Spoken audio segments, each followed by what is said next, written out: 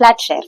நம்ம ஹீரோயின் வந்து இப்போ கரண்ட் பாய் ஃப்ரெண்டோட தான் தங்கிட்டு இருக்கான். ஆனால் பிரேக்கப் பண்ணணும், நீ வேற வீடு பார்த்துக்கோன்னு அவன் சொல்ல, இவளோட கம்மி சேலரியில பட்ஜெட் ஃப்ரெண்ட்லியா ஒரு வீடு தேடிட்டு இருக்கா. அப்போ ஒரு ஆட் வருது, ஒரு நைட் ஷிஃப்ட் நர்ஸா ஒர்க் பண்றவங்க வந்து என்னோட 1 பெட்ரூம் ஃபிளாட் நைட் ஃப்ரீயா தான் இருக்கும், நீங்க 6 மணில இருந்து நைட் ஃபுல்லா நீங்க அங்க தங்கிக்கோங்க, காலையில 9 மணில இருந்து நான் வந்து அங்க தூங்கி எந்திரிச்சு என்னோட வேலைக்கு வந்துக்கலாம், இப்படி ஷேர் பண்ணிக்கலாம்னு ஒரு முடிவுக்கு வராங்க. அந்த நர்ஸ் வந்து வேற யாரும் இல்ல, நம்மளோட ஹீரோ. அவர் வந்துட்டு இவங்க 2 பேரும் இப்ப நேர்ல பாத்துக்கவே இல்ல.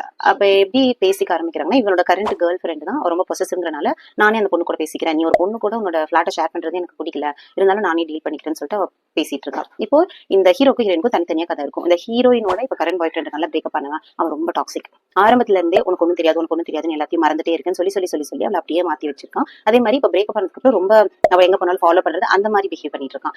ஹீரோட கதை என்னன்னா, அவனோட தம்பியை ஒரு பொய் கேஸ்ல அரெஸ்ட் பண்ணி ஜெயில வச்சிருக்காங்க. அவன் வந்து அவனை எப்படியாவது காப்பாத்தணும். அதுக்கெல்லாம் இந்த ஹீரோட கரண்ட் கேர்ள் ஃப்ரெண்ட் வந்து தம்பியை பிடிக்கவே பிடிக்காது. அவனை பத்தி அவ தப்பா பேசி இப்ப அவங்களுக்கும் பிரேக்கப் ஆயிடுது. இப்போ ஹீரோயினும் சிங்கிள், ஹீரோவும் சிங்கிள். இவங்க எப்படி பேசிக்க ஆரம்பிக்கிறாங்கன்னா, இவளோட அந்த வீட்டுல என்னெல்லாம் நடக்குது, சில திங்ஸ் இங்க பாருங்க, இது இன்னும் கிளீன் ஆகல அப்படின்னு சொல்லிட்டு இவ ஸ்டிக்கி நோட் எழுதி வச்சு ஒட்டி வச்சுட்டு போவா. திரும்ப அவன் அதை பார்த்துட்டு அதுக்கு பதில் சொல்லுவான், திரும்ப இவ பார்த்துட்டு பதில் சொல்ல, இப்படியே உங்க ஃப்ரெண்ட்ஷிப் அந்த ஸ்டிக்கி நோட்ஸ்லயே வளருது. இவங்க வீடு பார்த்தா அப்படியே ஃபுல்லா எங்க பார்த்தாலும் அந்த ஸ்டிக்கி நோட்ஸாவே இருக்கும். அண்ட் ஒரு ஸ்டேஜ்ல இவங்க மீட் பண்ணிக்கிறாங்க.